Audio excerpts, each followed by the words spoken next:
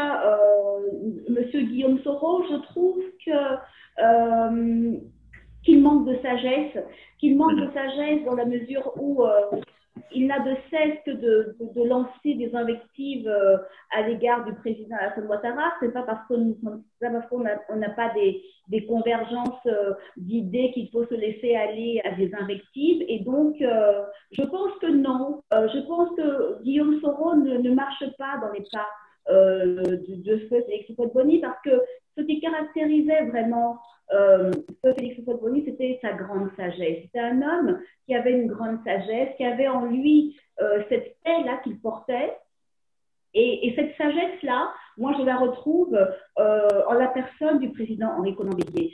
Et non, hélas, Guillaume Soro ne fait pas montre de sagesse, et donc je ne pense pas, en tout cas en ce qui me concerne, qu'il puisse vraiment refléter l'oufouettisme. Maintenant, ça ne remet pas en cause ses qualités d'homme politique par ailleurs, mais je pense qu'en politique, nous, en tout cas, qui faisons de la politique, nous devons quand même avoir un brin de sagesse et savoir que tous les actes que nous posons, eh ben, ma foi, ont des répercussions.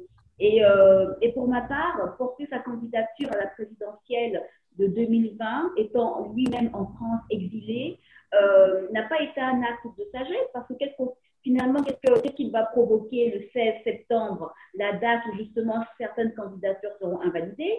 Il va provoquer le mécontentement d'une partie des Ivoiriens, et ça risque encore de causer des problèmes. Et donc, quand on sait qu'on est victime, quand on sait qu'on souffre, comment dirais-je, d'une condamnation à 20 ans de prison dans son propre pays, on ne peut pas se lever et porter une candidature. Le faire, c'est provoquer le gouvernement en place. Le faire, c'est se considérer comme étant au-dessus des lois. Au contraire, il aurait dû prendre acte, faire œuvre de sagesse et ne pas porter cette candidature qui, je pense, sans me tromper, risque d'être invalidée. Il souffre justement d'une condamnation par contumace ici en Côte d'Ivoire. Mais la provocation ne viendrait-elle pas du gouvernement qui l'a forcé à l'exil, alors que, en tant qu'Ivoirien, il pouvait aussi porter sa candidature et que le peuple puisse donner le dernier mot? Vous ne pensez pas?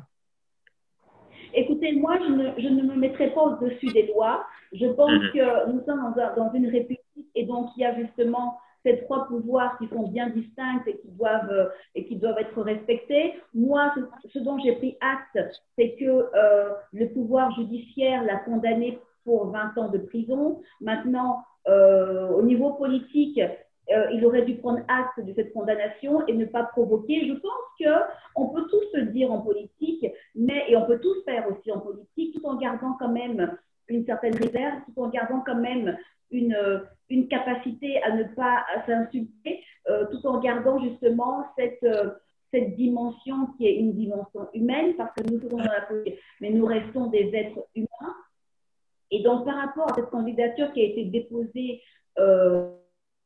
certainement un soulèvement populaire de ceux qui ne sont pas d'accord, parce que cette candidature aura été certainement invalidée.